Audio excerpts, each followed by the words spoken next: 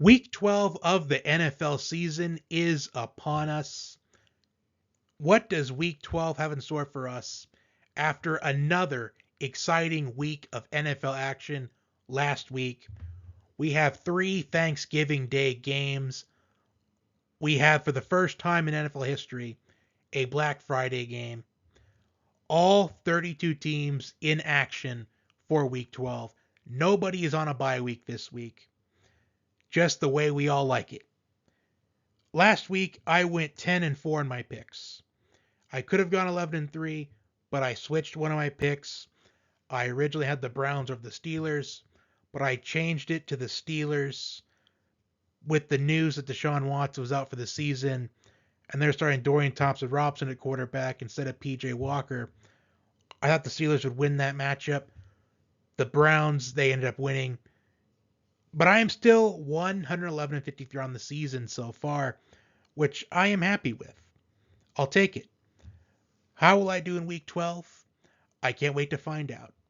Without further ado, let's get to the Week 12 NFL predictions. Packers and Lions in the first of 3 Thanksgiving Day games. Jordan Love had the best game of his career last week against the Chargers. 322 passing yards and 2 touchdown passes in the victory. And the Lions were down 12 late to the Bears, and they came back and won. And the Lions right now are 8-2. Their best start since the 60s.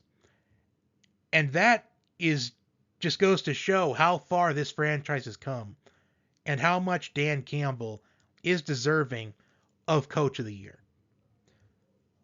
The Lions are hoping to end their drought on Thanksgiving Day as they have lost 6 in a row on this day.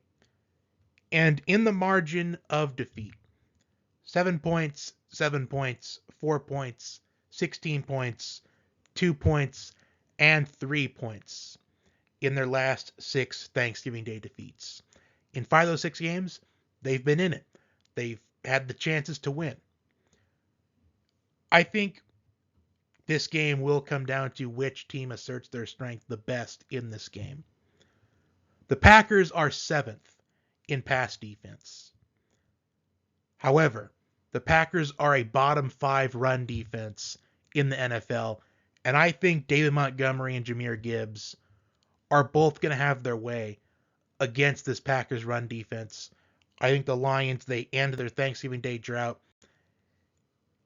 I anticipate David Montgomery and Jahmyr Gibbs both scoring a touchdown in a Lions victory. Commanders and Cowboys in the second of 3 Thanksgiving Day games. The Commanders lost last week to the Giants, while the Cowboys a dominant performance over the Panthers. And I think this game is going to be closer than what is being anticipated. I think that Sam Howell has the ability to keep the Commanders in this game from start to finish.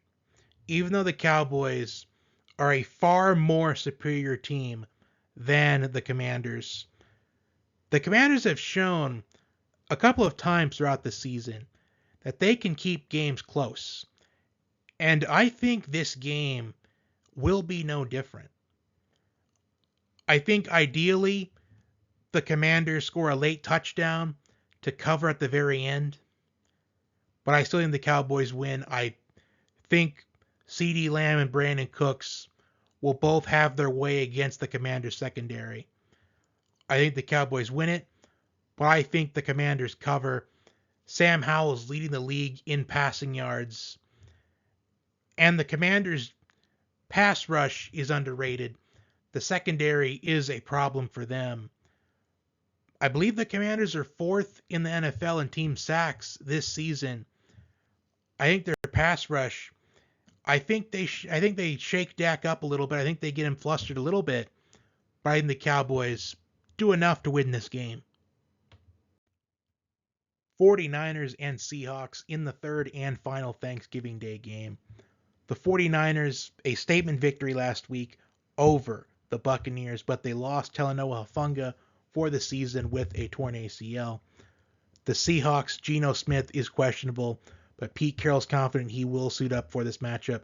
Kenneth Walker is doubtful with an oblique injury. Tyler Lockett is questionable with a hamstring injury. Jamal Adams is questionable for this matchup. Zach Charbonnet has done well in the Seahawks backfield so far this season.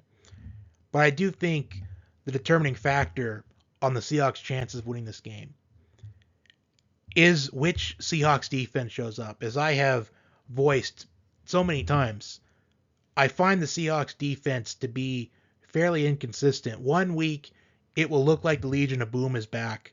And then another week, it will just feel like an average NFL defense to bottom tier defense in the league. But I'm going to pick the 49ers in this matchup, as the 49ers, I feel, are the more confident team right now. 2-0 since acquiring Chase Young and since their bye week. The Seahawks, I really want to see how they respond to the loss last week. I think the first 5 to 10 minutes will be a tell as far as where the Seahawks at mentally with last week's loss, as they have a very tough schedule coming up. Their next 4 games, 2 against the 49ers, the Cowboys, and the Eagles. 3 of the strongest teams in the NFC. But I'm going to pick the 49ers. I'm more confident in them right now. They're the more confident team. For the first time in NFL history, a game on Black Friday. Dolphins and Jets. And this game doesn't feel as exciting as it would have been in the preseason. And part of that is because Aaron Rodgers tore his Achilles in week 1. He was ruled out for the season, but he keeps hinting that he wants to be back towards the middle of December. The Jets, they released their QB depth chart for the game, and Tim Boyle is the starting quarterback, with Trevor Siemian being the backup and Zach Wilson being the third string quarterback. And even though this is a road game for the Dolphins, I think that they win this game with ease. The big question going into this game is, can the Jets defense keep the Jets in it, and for how long? I think this game is going to be a lot like against the Bills last week, where the Jets defense, they stay in it for a little while, force the Dolphins to settle for field goals, but as the game goes on, I think the Dolphins pull away. And I think the Dolphins win this game with ease. I think they win this game by at least 2 touchdowns.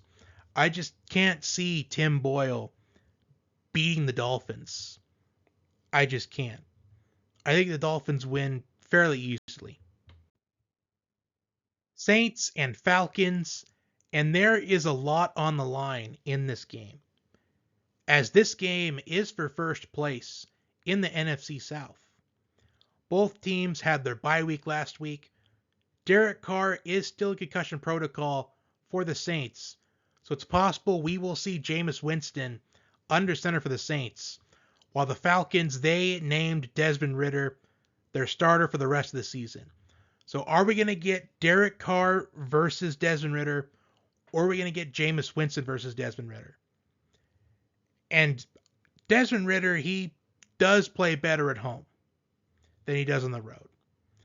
I think in this instance, I don't think it matters that much, as I think no matter who starts a quarterback for the Saints, whether if it's Derek Carr or Jameis Winston, I will say this, both offenses this season have been anemic most of the time. I'm going with whichever team I feel like has improved their offense a little bit more in these last few weeks, and that is the Saints.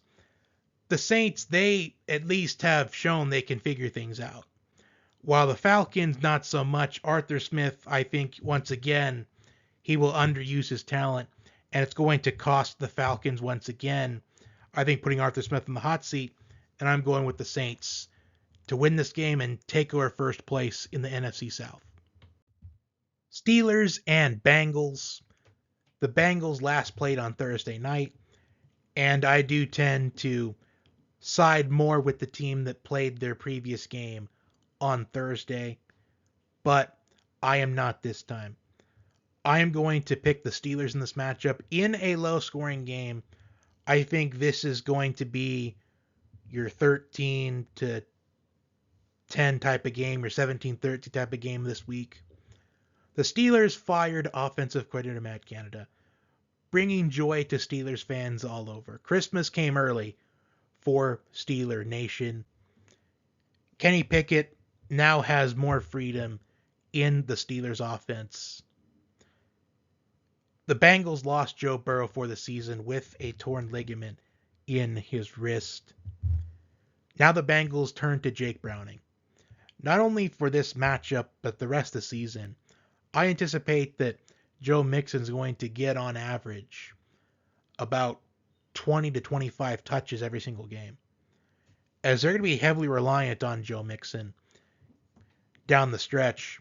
But I think in a low-scoring game, the Steelers get the victory. They recover from last week's defeat against the Browns. Panthers and Titans. And I'm going to keep this one simple.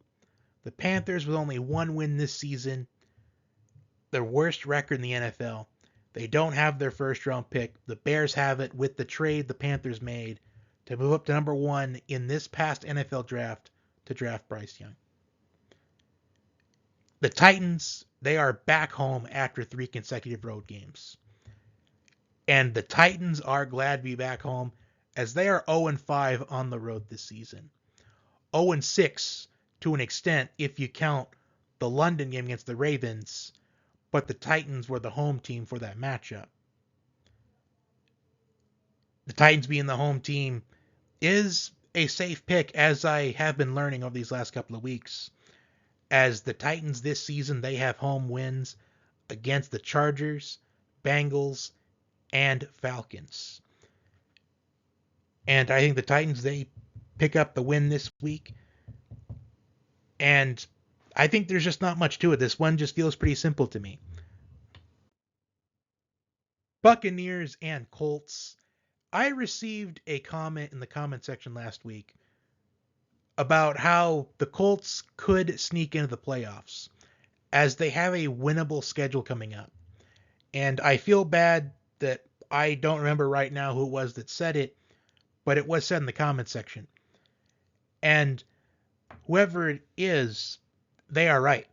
As their games coming up, the Buccaneers this week, the Titans next week, the Bengals without Joe Burrow, the Steelers, it depends on the Steelers' offense looks leading up into that game. The Falcons on Christmas Eve, the Raiders on New Year's Eve, and the Texans at home to end the season. The Colts have been playing really well defensively in their last couple of games, and they were close to beating the Browns a couple weeks back, but they lost due to controversy. I've talked about how the Buccaneers are an underrated squad since the beginning of the season. But I just think the Colts, they have momentum right now. They're coming off of their bye week, which having a bye week later on in the season, I do think it is an edge with how long the NFL season is. I'm going to take the Colts. Patriots and Giants in this week's edition of I have to pick somebody to win this game, and I don't know who. But this will be less than a minute. I'm going to pick the Patriots in this game. I know the Giants won last week over the Commanders, but they're coming off of an emotional victory over the Commanders. Tommy DeVito having 3 touchdown passes in that game. The Patriots are coming off of their bye week. And in a matchup between Mac Jones or Bailey Zappi and Tommy DeVito, I will say the Giants, they have had some moments this season, especially defensively. And I do anticipate this game being low scoring. But Bill Belichick, one of his strengths is making rookie quarterbacks uncomfortable, making them flustered, forcing them into making mistakes. And I think that is going to be the case in this game. I anticipate Tommy DeVito having not a good day. I think he struggles in this game. I think that Tommy DeVito is not going to throw 3 touchdown passes in this game like he did last week against the Commanders. I think the Patriots win with the coaching of Bill Belichick, making Tommy DeVito flustered all game. Jaguars and Texans. The Texans dominated in week 3 when these two played against each other. CJ Stroud has been playing well all season, although last week was not a good game by all means, as he had 3 interceptions in that matchup, and it's a learning experience for him. But he has been playing well. He is currently the front runner for Rookie of the Year at this point. The Jaguars, they started off slow, and that matchup in week 3, that was a part of the Jaguars' slow start to the year. But then they started to pick things up. They stumbled a bit against the 49ers, which is understandable, as the 49ers, they are one of the strongest teams in the NFC, maybe even the NFL. And they dominated last week against the Titans, so they're back on the winning track. But I just think the Texans, I think right now they are the hotter team at this point. As both teams, they look pretty strong. I anticipate this game potentially being your high-scoring game of the week, despite what we saw in week 3. The Jaguars are much better now than they are back in week 3, but so are the Texans. And I think the Texans win in a very high-scoring game that I think will come down to who has the ball last, and that will be the Texans. Browns and Broncos. And by the looks of it, this seems like it will be a low-scoring game. But I don't know if I see that. I have not had the opportunity to look at the over-unders yet, but I will have the over-unders in the comment section pinned once again this week.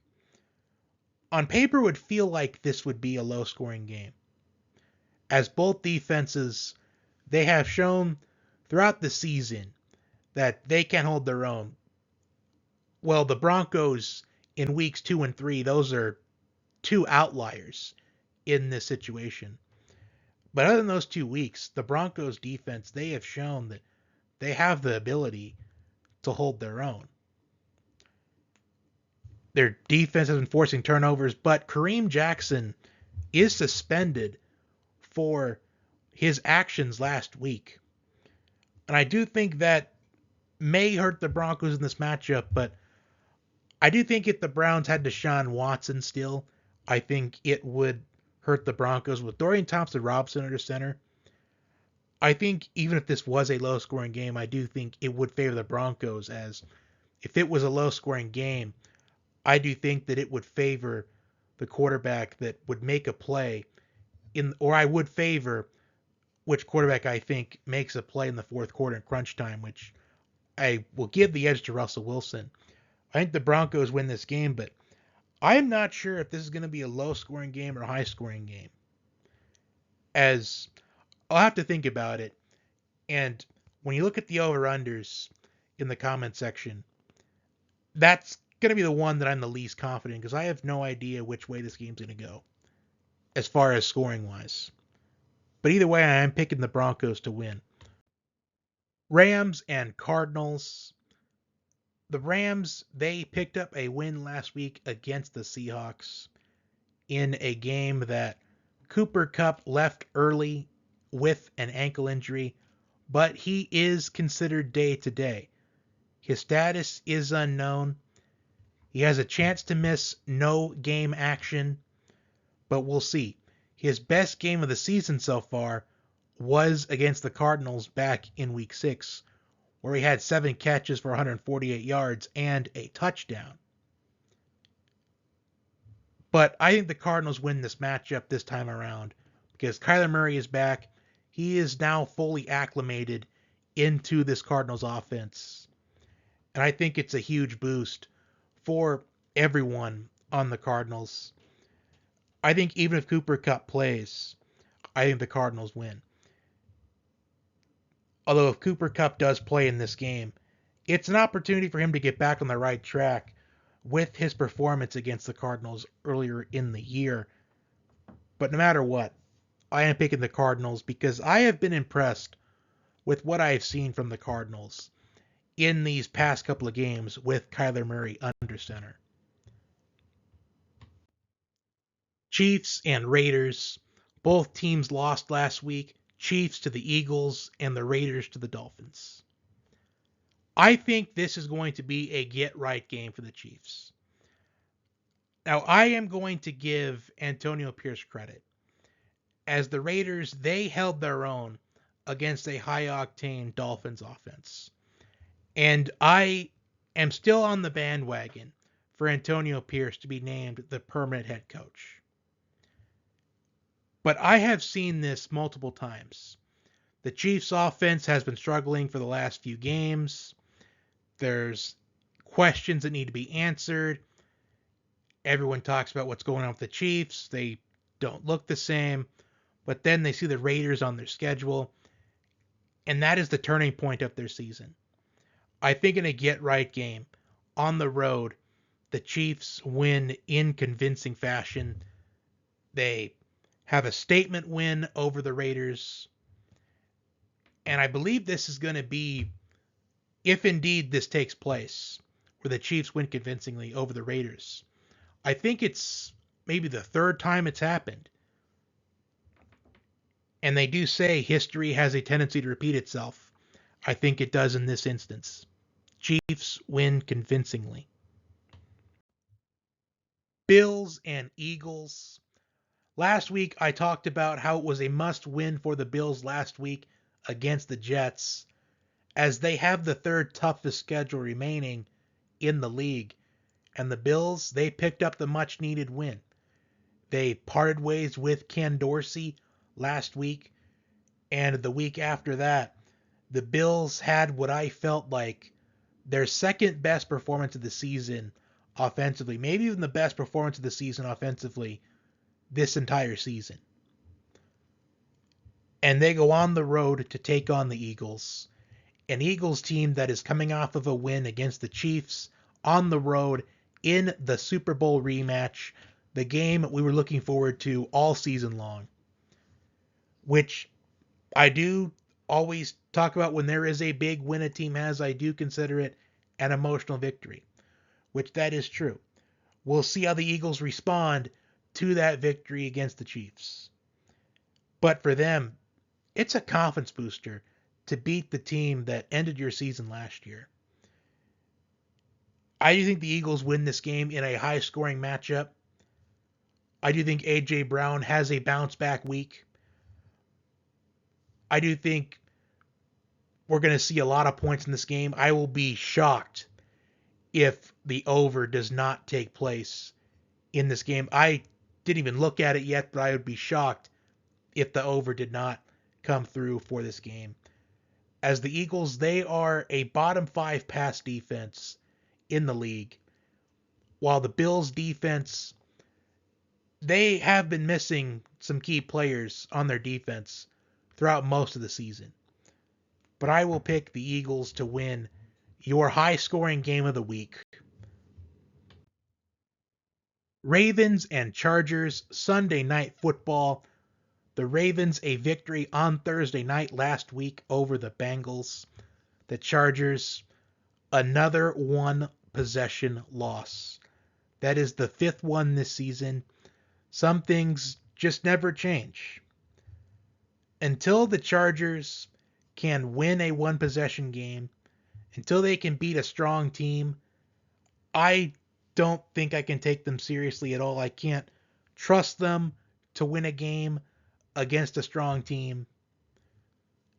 Plus, I do tend to favor the teams that previously played on Thursday night, as they have the rest factor to their advantage. Mark Andrews is out for the season with an ankle injury. Lamar Jackson has lost his security blanket. Someone else is going to have to step up for the Ravens in the passing game to be Lamar Jackson's security blanket. And I think a prime candidate for that is rookie wide receiver Zay Flowers. I think this is the week that we finally see Zay Flowers break out. Zay Flowers, he had a touchdown get called back last week. I think this week Zay Flowers, I'm going to make a bold prediction. I think Zay Flowers has 2 touchdowns in this game against the 32nd ranked Chargers pass defense. And I think the Ravens get the victory convincingly. Even though the Chargers, we know them to be in one possession games, I don't think this game is a one possession game. I think Lamar Jackson has himself a night. Zay Flowers has himself a night. The Ravens continue rolling. Bears and Vikings, Monday Night Football to wrap up Week 12.